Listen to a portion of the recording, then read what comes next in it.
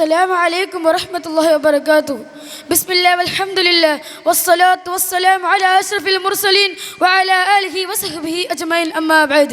ഏറ്റവും ബഹുമാനവും ആദരവും നിറഞ്ഞ ഉസ്താദന്മാർ, അതുപോലെ തന്നെ എൻ്റെ മുതഅല്ലിം സുഹൃത്തുക്കളെ, ഇസ്തിഫന്ന ഈ മഹത്തായ വേദിയിൽ ഇന്ന് ഇവിടെ ഒരുമിച്ച് കൂടിയതുപോലെ നാളെ അവൻ്റെ സുഖലോക സ്വർഗത്തിൽ നമ്മെ ഒരുമിച്ച് കൂടുമാറാകട്ടെ. ആമീൻ യാ റബ്ബൽ ആലമീൻ. പ്രിയമുള്ള സഹോദരങ്ങളെ, സുദീർഘമായി ഒന്നും പറയാൻ പോകുന്നില്ല. എനിക്ക് അർപ്പിതമായ വിഷയത്തെക്കുറിച്ച് ഒന്ന് രണ്ട് വാക്ക് പറയാൻ ഞാൻ ഉദ്ദേശിക്കുന്നു. നാഥനായ റബ്ബ് അനുഗ്രഹിക്കുമാറാകട്ടെ. ആമീൻ യാ റബ്ബൽ ആലമീൻ. പ്രിയമുള്ള സഹോദരങ്ങളെ, അറിയണം, വിജ്ഞാനം കൊണ്ട് മാത്രമേ നമുക്ക് വല്ലതും നേടാൻ സാധിക്കുകയുള്ളൂ. നാം ചെയ്യുന്ന ഇബാദത്ത് പോലും ശരിയാവണമെങ്കിൽ നമുക്ക് അതിനെക്കുറിച്ച് നല്ല അറിവ് വേണം. ഇൽമിന്റെ ഗൗരവം മനസ്സിലാക്കാൻ നമുക്ക് നബി സല്ലല്ലാഹു അലൈഹി വസല്ലമ തങ്ങൾ പറഞ്ഞ ഒരൊറ്റ ഹദീസ് മതി.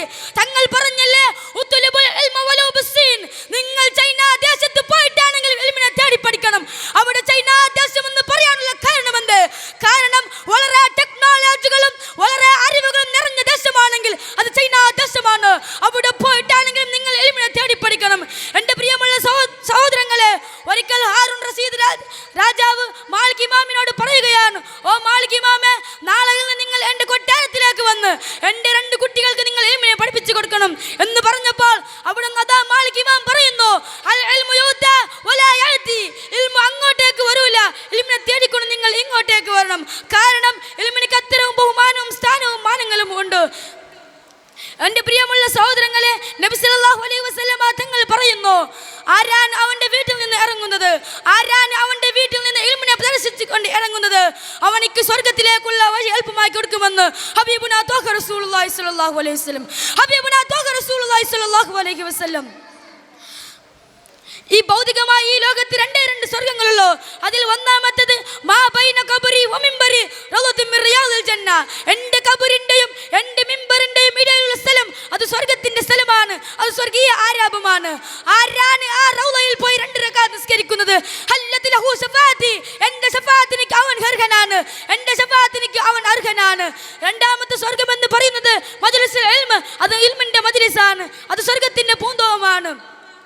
ഒരിക്കൽ നബി സല്ലല്ലാഹു അലൈഹി വസല്ലമ തങ്ങളുടെ അടുത്ത് ഒരാൾ വന്ന് ചോദിക്കുന്നു, ഓ നബിയെ, എൻ്റെ അടുക്കൽ വളരെ കുറവ് സമയങ്ങളാണ് ഉള്ളത്, ആ കുറവ് സമയങ്ങൾ ഞാൻ ഏത് ഇബാദത്താണ് ചെയ്യേണ്ടത്, ഞാൻ ഏത് അമലാണ് ചെയ്യേണ്ടതെന്ന് ചോദിച്ചപ്പോൾ അത് അവിടുന്ന് നബി സല്ലല്ലാഹു അലൈഹി വസല്ലമ തങ്ങൾ പറയുന്നു, നിങ്ങൾ ഇൽമിന്റെ മജ്ലിസിൽ പോയി ഇരിക്കുക, നിങ്ങൾ ഇൽമിനെ തേടിക്കൊണ്ട് പോവുക, നിങ്ങൾ ഇൽമിന്റെ മജ്ലിസിൽ പോയി ഇരിക്കുക.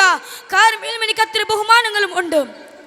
പ്രിയമുള്ള സഹോദരങ്ങളെ, ഒരു ചരിത്രം കൂടി പറഞ്ഞ് എൻ്റെ വാക്കുകൾ ഞാൻ നിർത്തുന്നു.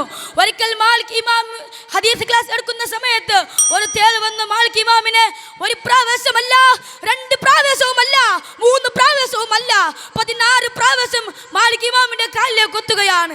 ഇതിനെ കണ്ട ഒരു സ്വഹാബി മാലിക് ഇമാമിനോട് ചോദിക്കുന്നു, അല്ല ഇമാമേ, നിങ്ങൾക്കൊരു തേൾ 16 പ്രാവശ്യം കൊത്തുന്നത് ഞാൻ കണ്ടല്ലോ, നിങ്ങൾക്ക് എന്താ വേദന ഉണ്ടായിട്ടില്ലയോ, നിങ്ങൾ എന്തിനാണ് അവിടെ അനങ്ങാത്തെന്ന് ചോദിച്ചപ്പോൾ അതാ അവിടെ നിന്ന് മാലിക് ഇമാം പറയുന്നു, എനിക്ക് വേദനമുണ്ടായിരുന്നു, എനിക്ക് വേദനമുണ്ടായിരുന്നു, ഇൽമിനിക്ക് കൊടുത്ത ഗൗരവം കൊടുത്തത് കൊണ്ട് ഞാൻ അവിടെ നിന്ന് അനങ്ങിയില്ല, ഞാൻ അവിടെ നിന്ന് മാറിയില്ല.